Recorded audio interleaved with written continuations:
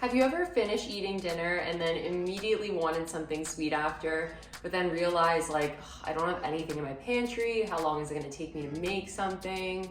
Don't even bother answering that question because I know the answer is yes. Hi, if you're new here, I'm Amanda, aka Fit Food AE, and today we're gonna be making a high protein brownie in a mug that clocks in at just around 200 calories. And hopefully you have some whipped cream or ice cream on hand because this dessert is best paired with one of those toppings. So if you're excited to see me make this recipe, please give this video a like, subscribe, and share with your friends, as it really helps the channel and I post similar recipes to this twice a week. And with that, let's get started with the recipe. So normally this is the part where I tell you to preheat the oven, but you don't have to do that because this recipe can be made in the microwave. How great is that? So as a first step, you're gonna grab a mug or a ramekin, is that how you say it? And you're gonna pour in the first ingredient, which is the all-purpose flour. Now grab your chocolate protein powder.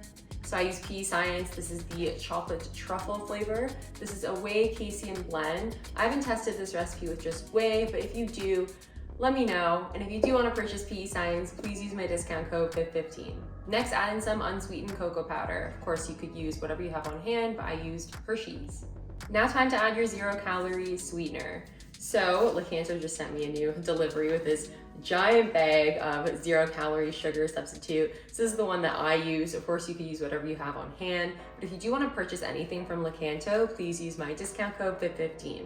Add in some baking powder. This is a very important ingredient. Now you're gonna mix the dry ingredients together before adding in the wet. Add in some non-fat Greek yogurt, and then your unsweetened almond milk.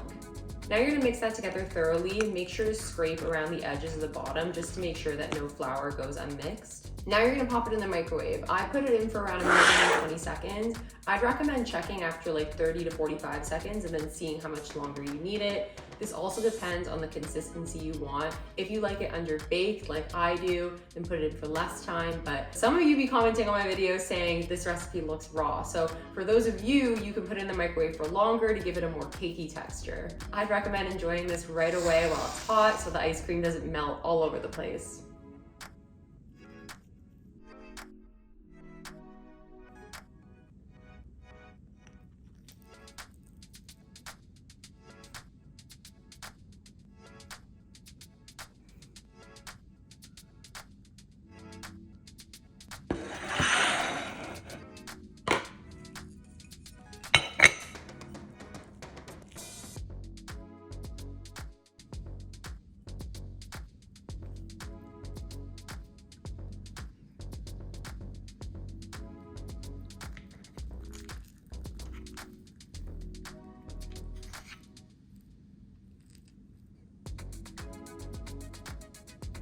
So you guys know I normally film a taste test, but of course, as I was taking pictures and videos, it turned into a literal soup.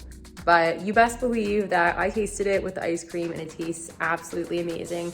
I'd highly recommend pairing this with ice cream like Halo Top or like whipped cream or something like that and just eat it while it's warm. Just makes it that much better. Thank you guys so much for watching. I really appreciate it and I hope you enjoyed this recipe. If you did like this recipe, then I'm sure you love and appreciate easy desserts. So I'm gonna link a couple videos up here that you should watch next. And please give this video a like, subscribe, and share with your friends, as it really helps the channel and I post similar recipes to this twice a week. And with that, I will see you guys next time. Bye.